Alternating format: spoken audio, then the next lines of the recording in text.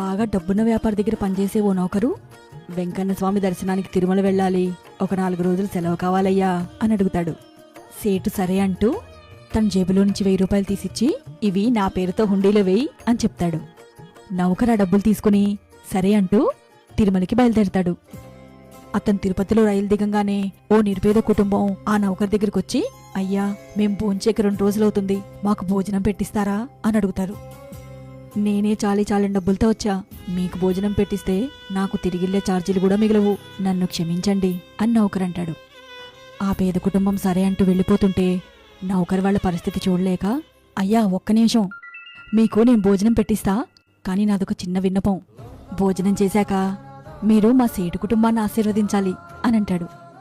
ఎందుకలా అని ఆ కుటుంబం అడిగితే, ఎందుకంటే మీ భోజనానికి పెట్టే డబ్బులు మా సేటువు కాబట్టి అని నౌకరంటాడు.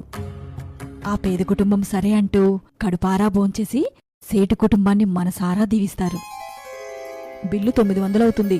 సేటిచ్చిన 1000 రూపాయలతో బిల్లు కట్టి మిగతా 100 రూపాయలు వెంకన్న దర్శనానికి వెళ్ళినప్పుడు హుండీలో వేసి దండం పెట్టుకుని తిరిగి తన ఊరికి ప్రయాణమవుతాడు.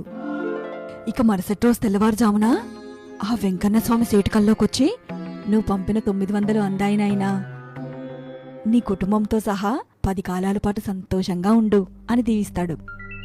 సేటొక్కసారి మెలకులోకొచ్చి, అదేంటి, నేను నౌకరికి 1000 రూపాయలు ఇచ్చా, మరి వాడు 900 హుండీలో వేశాడేంటి అని అనుకుంటున్న లోపే ఆ నౌకర్ నేరుగా ఊర్నించొచ్చి సేటు కాళ్ల మీద పడి, అయ్యా నన్ను క్షమించండి, మీరిచ్చిన 1000 రూపాయల్లో 900 వాడుకుని 100 రూపాయలు మాత్రమే హుండీలో వేశా అని అంటాడు. సేటుకేం అర్థం కాదు. 900 అందాయని కల్లో వెంకన్న స్వామి చెప్పడమేంటి, 900 వాడుకున్నానని నౌకర్ నాతో చెప్పడమేంటి అని అసలు విషయం కనుక్కోడానికి సేటు నౌకర్తో, ఆ 900తో ఏం చేశావు అని అడుగుతాడు. అయ్యా ఒక పేద కుటుంబానికి కడుపు నిండా భోజనం పెట్టించా అని నౌకరంటాడు. అది విన్న సేటుకి కన్నీళ్లాగవు. కానుకలు ఏ రూపంలో ఇస్తే ఆ భగవంతుడికి చేరుతుందో ఆ రోజు సేటుకు అర్థమవుతుంది.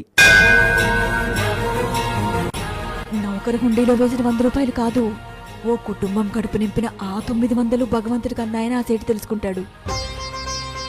దేవుడికి కానుకలు సమర్పించడం పుణ్యకార్యం, కాని ఆకలితో ఉన్న వాళ్ళ కడుపు నింపడం మహాపుణ్యకార్యం.